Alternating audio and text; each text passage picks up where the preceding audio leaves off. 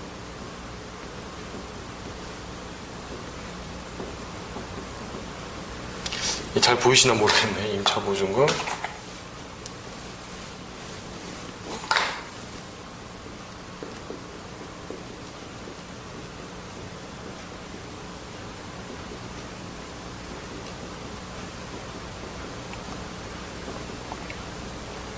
임차보증금은 2천만 원이었어요. 2006년 9월 18일 임대차 계약을 체결했고요. 임차권을 양도하거나 전대할 수 없는 특약을 맺었고, 같은 날 전입신고를 마쳤습니다. 이때 임대차 계약 체결,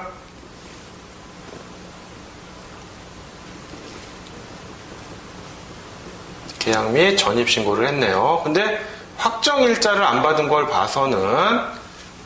봐서는 우선 변제권은 문제가 안 되는 것 같네요.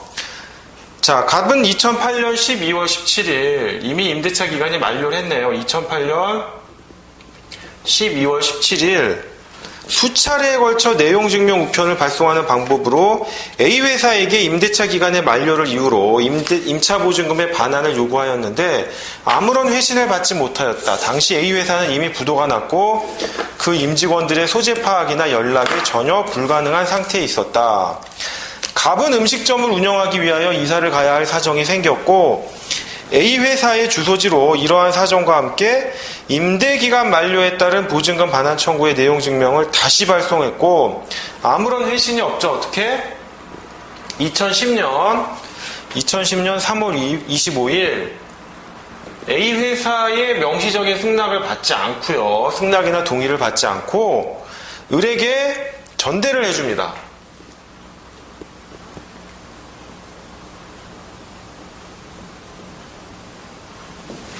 을에게 전대를 해주는데 임차보증금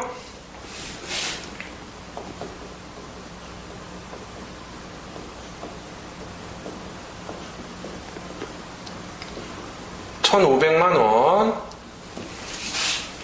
임대기간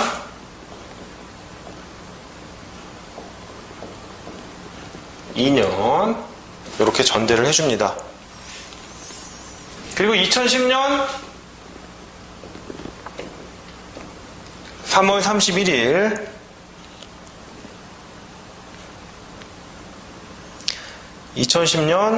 31일 뭡니까? 주민등록 이전을 하죠. 누가? 갑이 주민등록 이전을 하고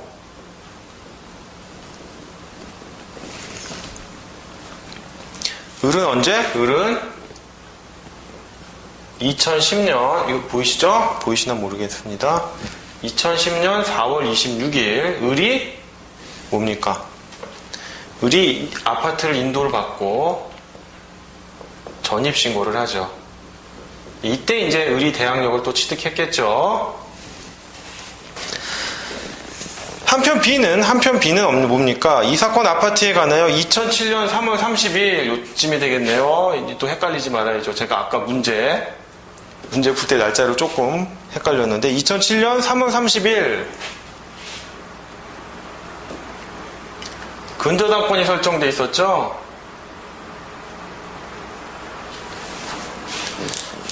근저당권자는 B고요. 근저당권에 기하여 2010년 5월 25일 경매 시점은 뭡니까? 경매 개시 신청 시점은 요때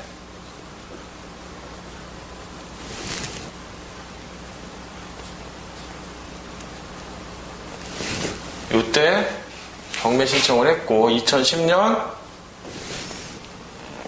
5월 25일 경매 담보권 실행을 위한 경매 신청을 했고 2010년 5월 30일 뭡니까? 기입등기, 경매 개시 결정, 기입등기가 이루어졌어요.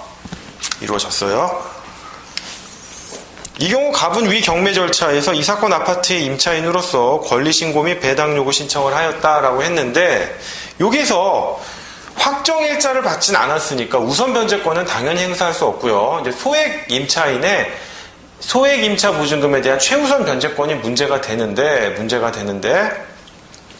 물론 여러분 이제 지역마다 그 소액 임차 보증금이랄까 또는 그런 적용 범위가 다르잖아요. 근데 그 부분은 문제에서 주어지니까 여러분들이 크게 어려움을 갖지는 않으셔도 돼요. 단지 그 표만 볼 줄 아는 법만 익히시면 되는데, 여기서도 원래 뭐 땅은 뭐 경남 고성군이라고 했는데 주어줄 거예요. 이게 얼마 금액까지는 뭐 소액임차 이내 소액임차 보증금에 대한 최우선 변제권이 해당되는 금액이냐, 또 주택임대차 보호법이 적용되기 위한 일정 보증금이 돼야지만, 일정 보증금 이하여야지만 또 주택임대차 보호법이 적용되잖아요. 이제 그런 것들은 주어질 거예요. 주어지니까 여러분들 너무 어렵게 생각하지 않으셔도 돼요.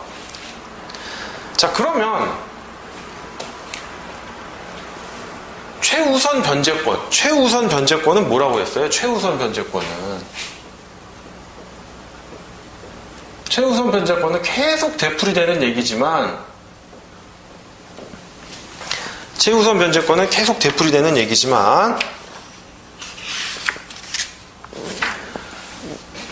경매 개시 결정 기입 등기 전에 대항력 취득하고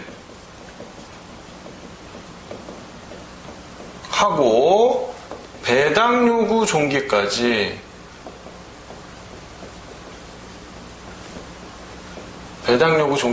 대항력 유지할 것 이랬어요. 우선 변제권은 뭐 요것만 요건을 충족하면 되는데, 경매 개시 결정 기입 등기는 2010년 5월 31일 일어났는데 갑이 대항력을 취득한 게 맞느냐? 물론 처음에는 취득했어요. 전입신고, 주택의 인도를 받고 전입신고를 했는데, 요 시점에서 을에게 전대를 했단 말이죠. 그죠? 근데 뭡니까? 특약이 있었죠. 특약. 전대하지 말아라 라고 했어요. 전대하지 말아라 라는 특약을 위반한 점. 일단 특약을 위반한 점이 있고,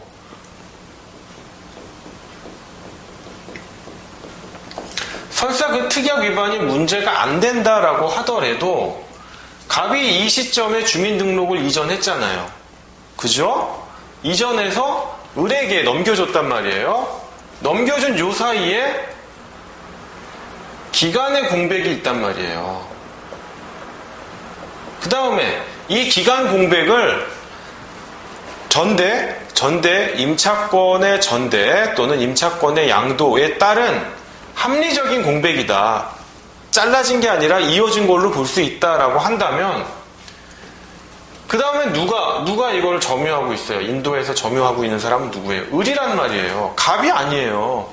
을이 점유하고 있는 거를 갑의 점유로 볼 수 있겠느냐. 이런 세 가지 문제가 발생을 합니다. 요 세 가지 문제가 발생을 해요. 그러니까 요 6-4번 문제가 아주 결정판이라고 보시면 돼요. 보시면 일단 결론은 된다예요. 된다인데 보시면 일단 하나씩 보겠습니다. 주택임대차 보호법 제3조 제1항에 정한 대항 요건은요, 임차인이 당해 주택에 거주하면서 이를 직접 점유하는 경우뿐만 아니라 타인의 점유를 매개로 하여 간접 점유하는 경우에도 인정이 돼요. 즉 갑이 직접 점유하지 않더라도 타인이 간접 점유하더라도 돼요. 즉 을의 점유를 갑의 점유로 보아서 대항력이 유지된다라고 볼 수 있어요. 오케이? 요거 일단 통과됐네요. 자, 그래서 답안을 보시면요. 주택 임차인이 임차주택을 직접 점유하여 거주하지 않고 그곳에 주민등록을 하지 아니한 경우라도 임대인의 승낙을 받아 적법하게 임차주택을 전대하고 그 전차인이 주택을 인도받아 자신의 주민등록을 마친 때에는 이로써 당해 주택이 임대차의 목적이 되어 있다는 사실이 충분히 공시될 수 있으므로 임차인은 위 법에 정한 대항 요건을 적법하게 갖추었다고 볼 것이다 라고 되어 있어요. 근데 선생님, 이 부분은 제가 인정합니다. 이 답안에 기술된 이 부분은 맞는데 이 사안하고 좀 틀린데요. 왜? 이 답안에 나온 건 뭡니까? 임대인의 승낙을 받아 적법하게 임차주택을 전대한다는 거라고 했어요. 전대하는 거. 근데 사안은 뭐예요? 임대인의 승낙을 받았어요? 이 전대에 대해서? 안 받았잖아요. 안 받았잖아요. 그럼 안 받은 거, 즉 요거 특약 위반.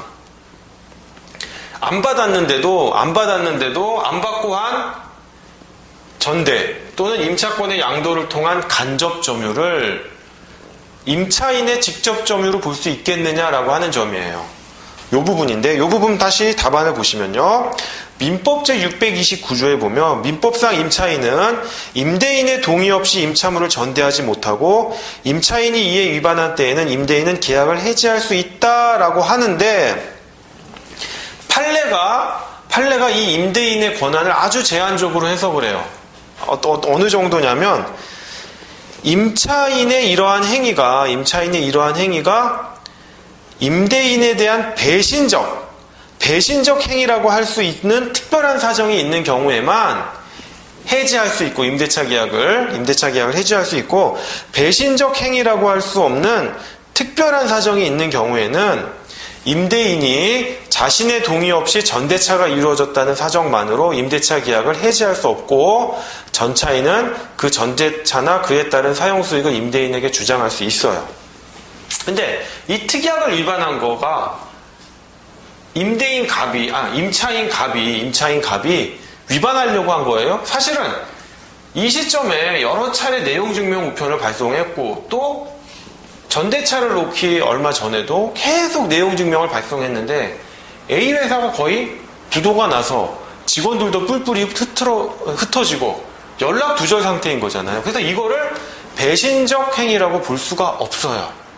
그러니까 비록 임대인의 동의를 얻지 않고 전대차를 했다고 하더라도 그 전대차는 배신적 행위라고 볼 수 없어요. 즉 특약 위반이라고 볼 수가 없어요. 따라서 임대인의 동의를 얻지 않은 전대차라 하더라도 전차인 을의 점유는 전대인, 즉 임차인이겠죠. 임차인 갑의 직접 점유로 볼 수 있고, 비록 갑이 주민등록을 이전했다 하더라도 대항력을 유지한다라고 볼 수 있는 겁니다. 그러면 1번하고 3번 문제가 해결이 됐어요. 근데 이 사안은 특이하게 좀 기간 공백이 있단 말이에요. 기간 공백이 있는데, 이 경우에는 이제 6-2번 문제 좀 답을 보시면 좀 이해가 되실 거예요. 6-2번 문제에 대한 답을 보시면, 잠깐 제가 읽어보겠습니다. 중간부터 읽겠는데요. 양수인이나 전차인에게 점유가 승계되고 주민등록이 단절된 것으로 볼 수 없을 정도의 기간 내에 전입신고가 이루어졌다면, 비록 위 임차권의 양도나 전대에 의하여 임차권의 공시방법인 점유와 주민등록이 변경되었다 하더라도 원래의 임차인이 갖는 임차권의 대항력은 소멸되지 아니하고 동일성을 유지한 채로 존속한다고 보아야 한다라는 거예요. 즉 주민등록이 단절된 것으로 볼 수 없을 정도의 기간 내에 전입신고가 이루어졌다면 뭡니까? 동일성을 유지한 것으로 보아야 한다라는 점이에요. 근데 또 꼼꼼하신 분들이 이걸 보면은, 아니 이거는 임대인의 동의를 얻은 전대차에 나온 판례인데요 라고 해요. 임대인의 동의를 얻은 경우에 한 해 전대차가 일어났고 그 임차인과 전차인 사이에 주민등록이 약간 단절이 돼 있었어요. 단절이 돼 있다 하더라도 합리적인 범위의 기간 내라면 단절된 것으로 볼 수 없다라는 판례거든요. 그래서 뭡니까? 전제가.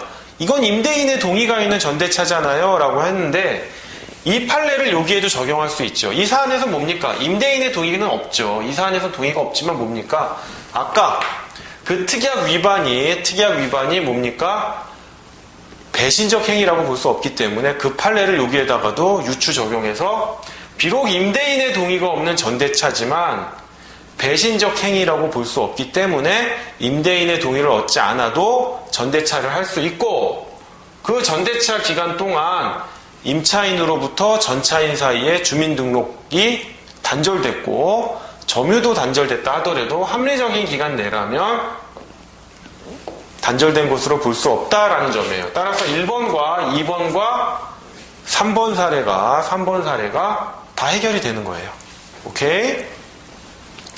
자, 그래서 6-1번 문제는요, 소액보증금의 우선 변제를 받을 수가 있어요. 요 세 가지 허들을 다 넘었습니다.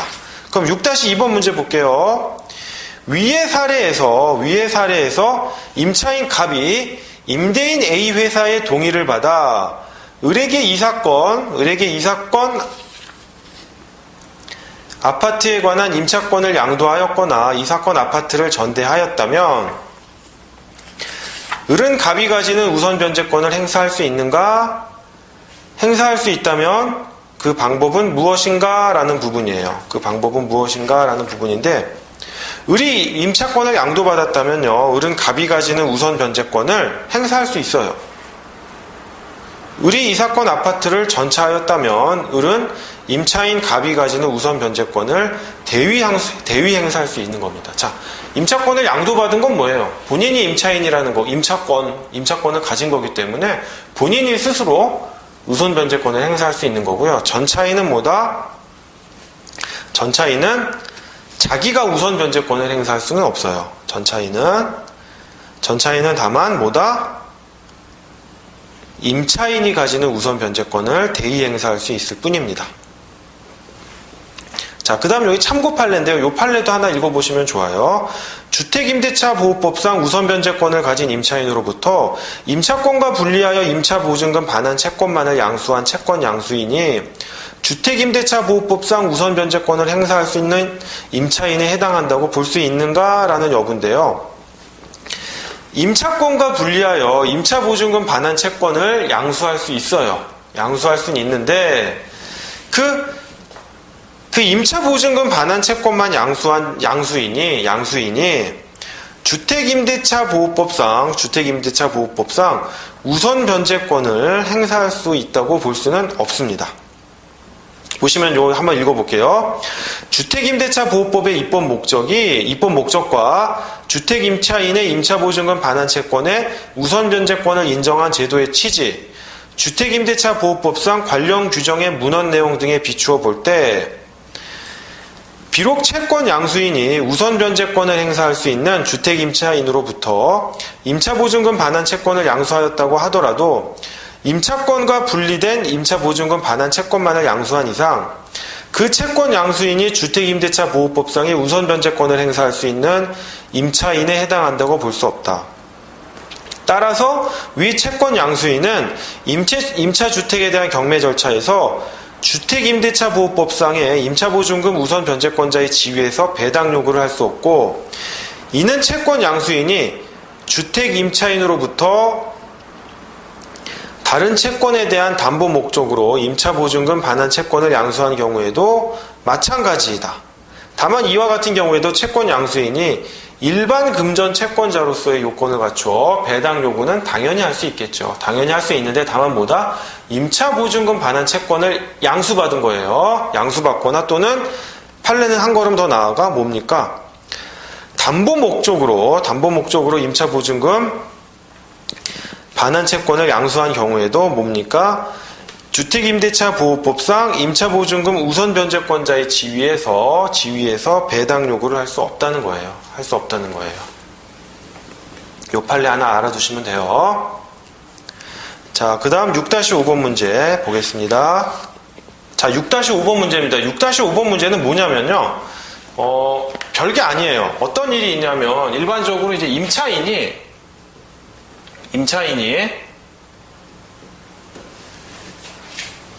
당연히 채권으로서 임차권의 권리를 갖지만 채권은 뭐예요? 물권보다 여루적인 권리잖아요. 그러니까 자신의 임차권을 강화하기 위한 방법으로 전세권을 설정하는 경우가 있어요.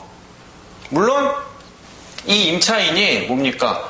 가질 수 있는 권리는 민법상 채권으로서의 임차권하고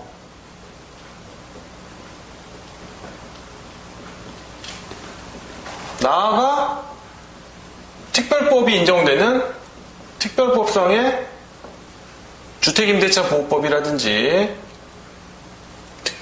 또는 상가건물 임대차보호법상의 대항력하고 우선 변제권 같고요.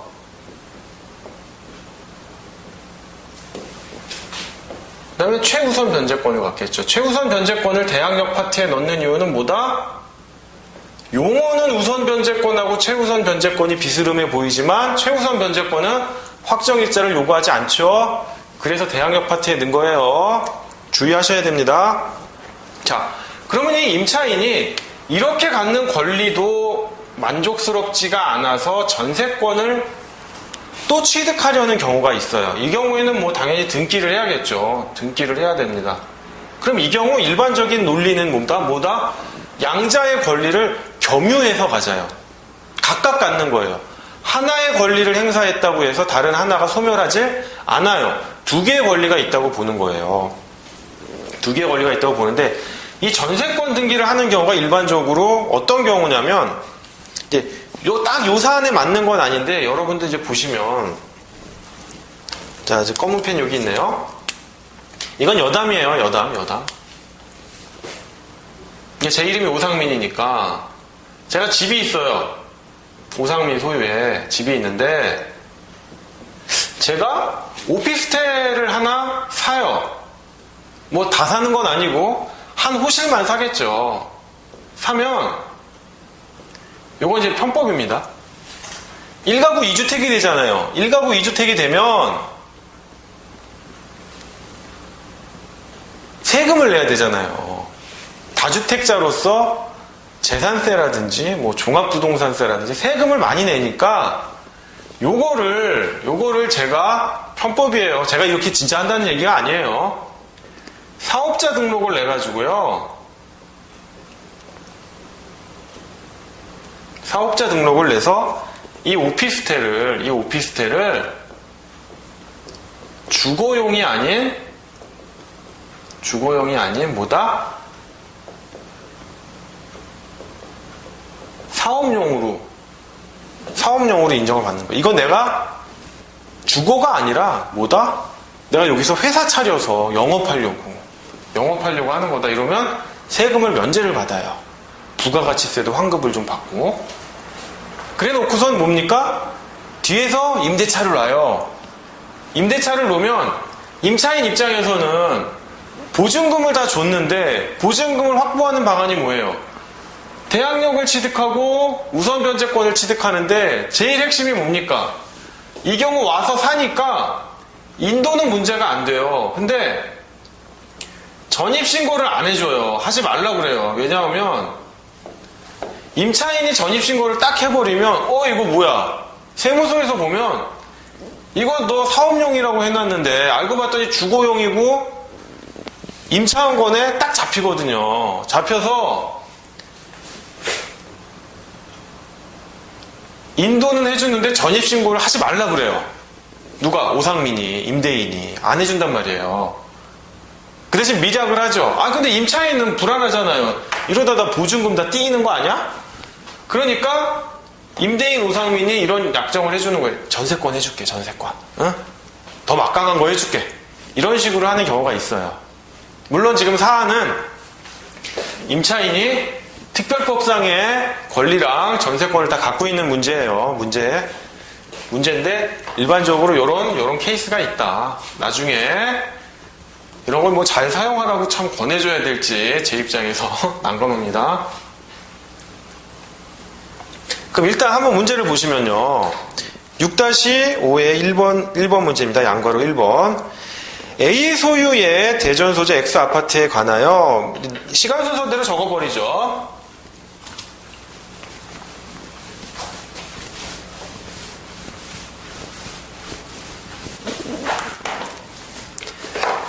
자, 시간 순서대로 한번 적겠습니다.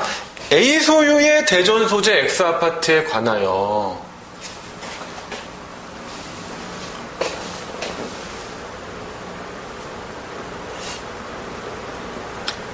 2007년 8월 29일 B은행 명의로 1순위 근저당권 설정했고요. 임차인 갑이 2008년 5월 12일 갑이 입주 주택인도 받았다는 얘기죠. 전입신고 확정일자, 와, 다 받았네요. 자, 우선 변제권하고 대항력은 언제 생긴다? 다음날 생기겠죠?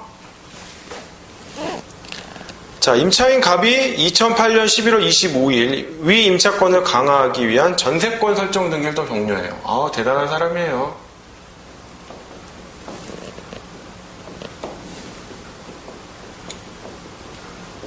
갑이 전세권 등기를 합니다. 자, B은행의 신청으로 개시된 담보권 실행을 위한 경매 절차가 진행이 됐는데, 자, 기입 등기는 언제다?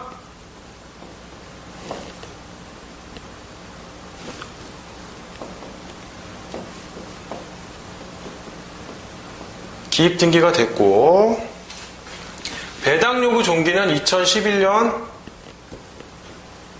3월 15일 배당 요구 종기예요. 그럼 뭐 확정일자를 받아야 되는 우선 변제권의 경우에는 뭐다? 배당 요구 종기까지만 대항력을 유지하면 되고, 최우선 변제권은 뭡니까? 대항력이 경매 개시 신청 결정, 경매 개시 결정 기입 등기 전에 대항력을 취득하고 배당 요구 종기까지 대항력을 유지해야 되는 거였거든요. 다 요건 구비하잖아요. 요건 구비하는데, 이 경우에 임차인 갑은 어떻게 합니까? 2011년 1월 28일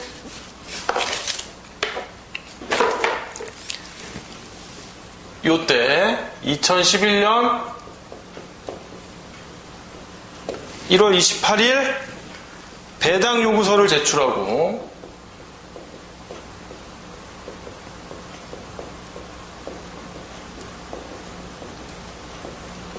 2011년 2월 28일 주민등록 이전을 해요. 그냥 내두면 될걸. 그럼 이 경우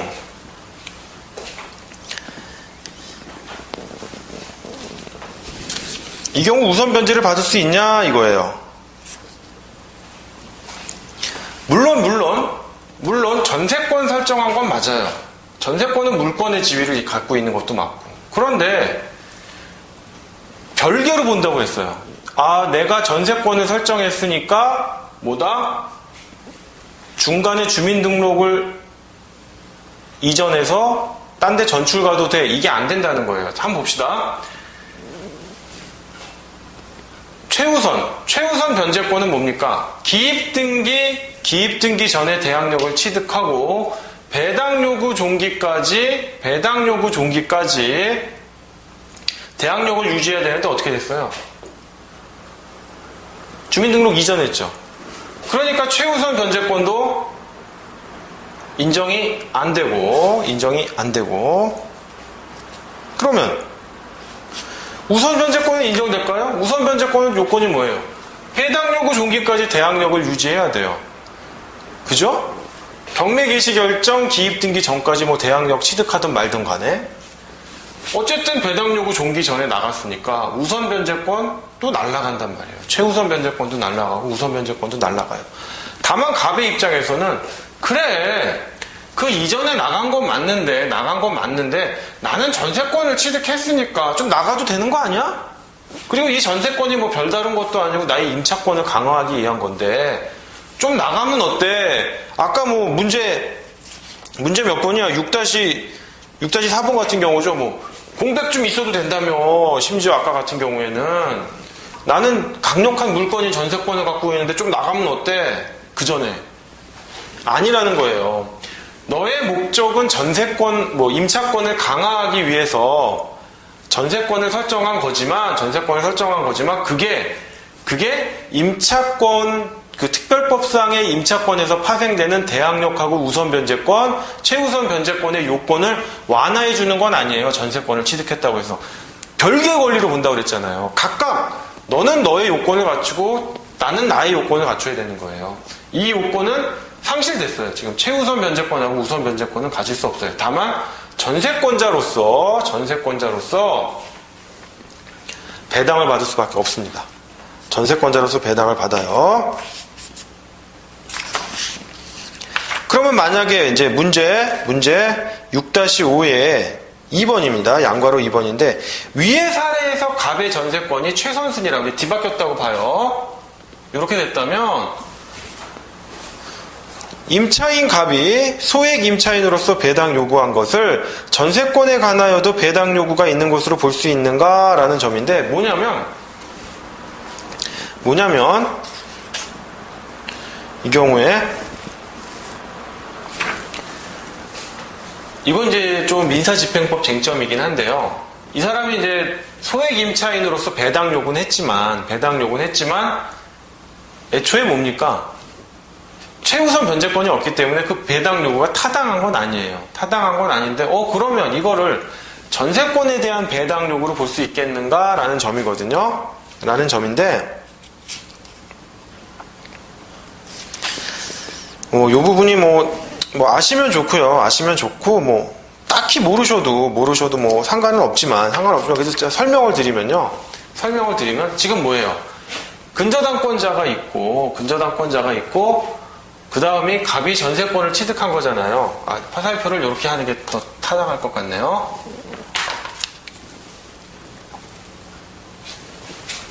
그러면 근저당권자가 경매를 신청을 하면 이 갑의 전세권은 뭡니까?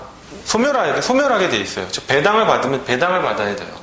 배당을 받아야 되는데 문제는 이제 전세권이 앞에 있거든요. 즉 얘보다 앞에 있다고 쳐요. 전세권이 얘보다 앞에 있으면 전세권자는 두 가지 보관을 할 수 있어요. 이 후순위 근저당권자가 경매를 신청을 하면 선순위 근저당권은 어떻게 된다고 그랬어요? 당연 소멸한다고 했죠. 당연 소멸하는데 이 전세권은 당연 소멸하진 않아요. 본인이 판단할 수 있어요. 배당을 받자. 어차피 나는 1순위니까. 배당을 받자라는 거랑 그냥 가만히 있으면 이 경매가 낙찰이 되잖아요. 낙찰이 돼가지고 새로운 소유자에게 이 부동산이 넘어가면 이 새로운 소유자는 이 전세권을 떠안은 채 소유권을 이전받게 돼 있거든요. 그러니까 두 가지 선택지가 있는 거예요. 전세권을 그냥 갖고 나는 그냥 딸려가든가 새로운 소유자한테 가서 또 전세권을 주장해가지고 목적물을 사용 수익하던가 아니면 근저당권의 경매 신청에 기해서 나도 그러면 1순위권자니까 배당 요구를 받자라는 건데 지금 사안에서는 뭐예요? 전세권자로서 배당 요구를 한 게 아니라 뭡니까? 전세권자로서 배당 요구를 한 게 아니라